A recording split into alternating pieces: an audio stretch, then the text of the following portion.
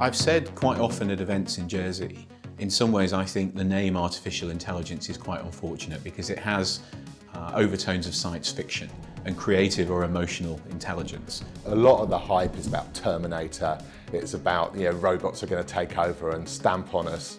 Actually, what robots will allow us to do, and artificial intelligence, is automate really mundane, routine tasks, and we should be able to get back to what we were supposed to be doing in our jobs in the first place. We use a lot of data, and a lot of the data is about interpretation. If you collect that data and can look for patterns and extrapolate, it means we can create tools that help us better predict what's going to happen with share prices and what's going to happen with companies.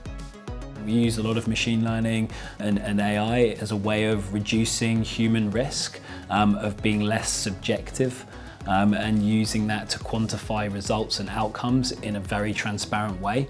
What's a little bit more difficult is when you have physical assets. By this I mean artwork, classic cars, livestock, for example, and I guess property, residential property and commercial property.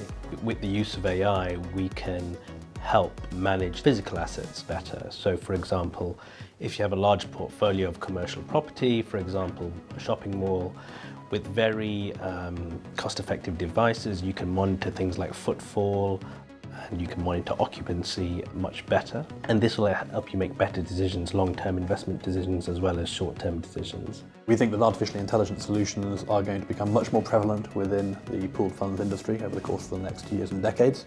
One of the problems that all of us find is keeping up to date with information, important changes for our clients. So we're using AI to pull together and filter all of that information and then present it in a concise summary that has links to all the rest of the data, but reduces the amount of information that comes through to a lawyer on a daily basis. If we think about our strengths as a financial services centre, I think those are equally applicable in our proposition as a digital centre. It's important to remember that we've got great connectivity. In the next few months, we'll have fibre broadband connectivity to every residential and commercial property on the island. There are companies in Jersey that developed offshore internet banking platforms, blockchain-based products, and a whole range of systems that have been built in Jersey, have been tested in Jersey, banking apps that have been tested in Jersey ahead of being rolled out elsewhere. We have all the components of a much larger country. You've only got to look at the companies that are using Jersey as a kind of sandbox, an area for proof of concept as well. If we look at companies like Sony, for example, at the moment, they're looking to Jersey to test their new low-power WAN services here. We've always, through human society, had labour capital substitution, i.e. people using more and more capital in the work and process. So think about the steam engine, or think about the plough. All of these were pieces of capital employment that we used that actually improved our efficiency.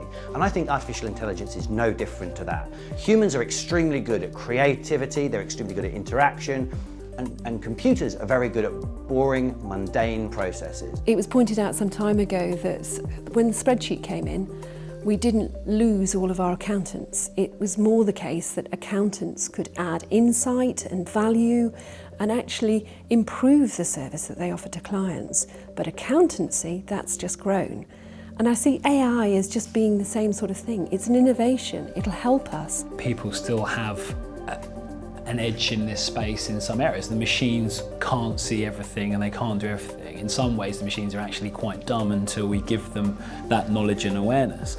And so ultimately, we do strongly believe at this phase of the development of the digital community that people plus machines are really the way forward for the time being. The good news, especially for a jurisdiction like Jersey, is it will improve productivity, it will improve efficiency, and it will enable relatively small places, relatively small organisations to take on more business and do a lot more with their staff's time.